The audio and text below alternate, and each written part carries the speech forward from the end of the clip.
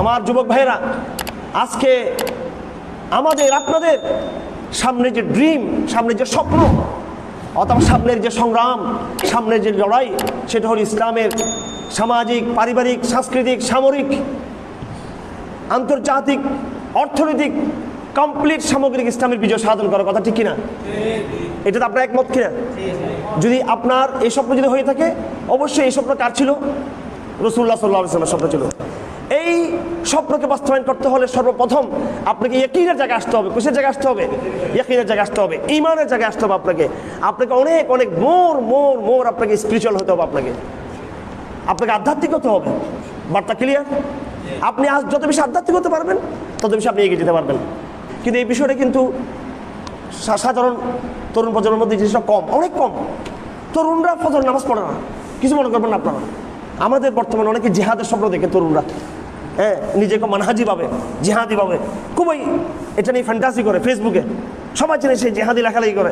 দেখেন কে ফজর নামাজ, তাহাজ্জুদ তো পড়েই না আমাদের ছেলেরা, তাহাজ্জুদ তো পড়েই না।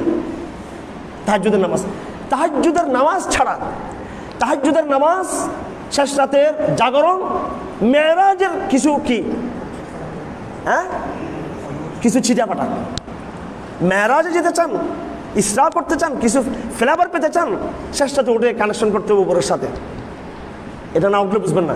যতক্ষণ আমরা আধ্যাত্মিক হতে পারবো না, আমার কথাটা জানি না আপনারা হয়তো হুজুর সেজন্য কথাগুলো বলতেছেন, এটা আমি আমার একদম রাজনৈতিক পর্যবেক্ষণ থেকে বলতেছি। এটা কোনো আমার শুধু খালি দরবেশি বয়ান না। এটা তাহাজ্জুদের নামাজ, এটা দরবেশি বয়ান নয়।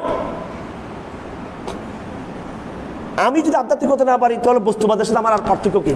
ওই শাহবাগী শয়তানগুলো তো যৌনবাদ নিয়ে পড়ে থাকে শাহবাগের ইয়েতে, ঠিক না?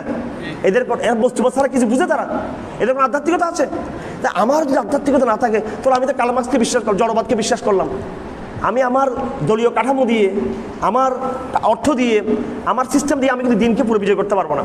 আমাকে আগে হতে হবে আধ্যাত্মিক, অনেক বেশি আধ্যাত্মিক হতে হবে। পুরো তাহাজ্জুদের নামাজ নেই, এই কালচারটা আসছে না। আপনারা যদি মেরাজকে ডিফেন্ড করতে চান, মেরাজকে বুঝতে চান, অবশ্যই আপনাদেরকে ওই ফ্লেভার কিছু যুক্ত করতে হবে, নবুয়তি ফ্লেভার।